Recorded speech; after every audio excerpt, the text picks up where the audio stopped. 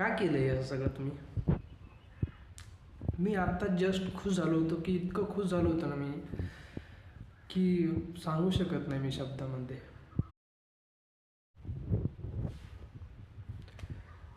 का केलं हे असं सगळं तुम्ही?